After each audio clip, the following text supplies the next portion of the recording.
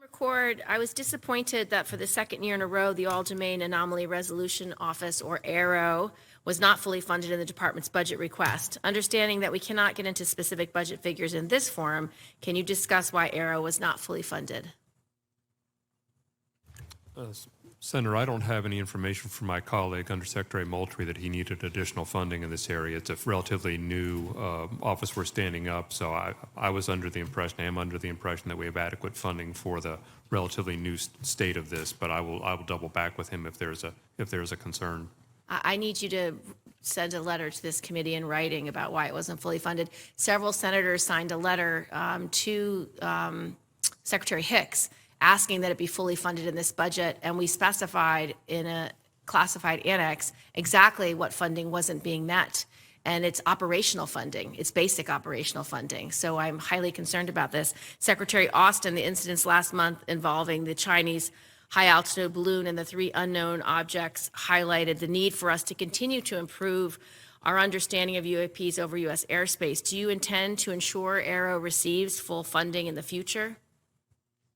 I will, Senator, and in this budget we've asked for $11 million in support of the office of that initiative. So. That is not the budget request. Okay. Will you investigate why the budget request isn't being met and be part of the response to the committee? I will. Thank you. Secretary Austin, on March 7, Qin Gang, the Chinese foreign minister, said that the U.S. and China are heading toward inevitable, quote, confrontation and conflict, end of quote.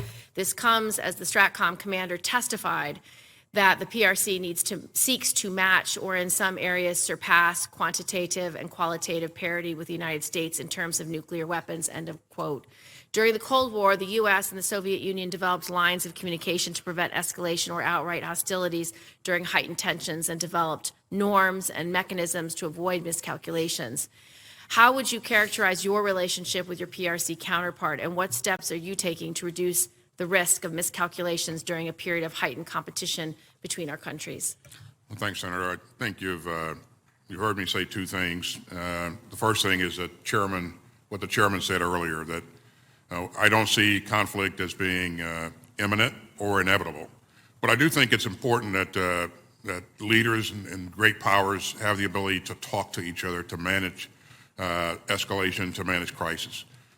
You've seen me reach out to my former counterpart, Minister of Defense Wei, who has now moved on, and encourage him to keep the lines of communication open.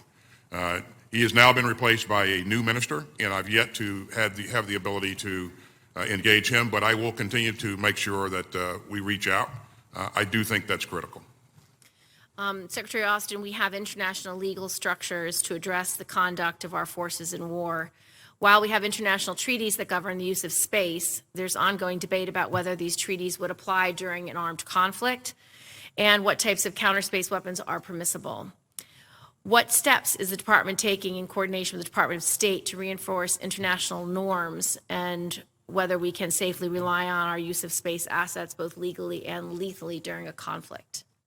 Well, this is an issue that the interagency of our administration, we continue to engage on, and Secretary Blinken, as you know, also has engaged our allies and partners on this issue at the UN and in other fora. We think it's important. The administration thinks it's important, and this is something that we'll continue to work on. So. Thank you, Secretary.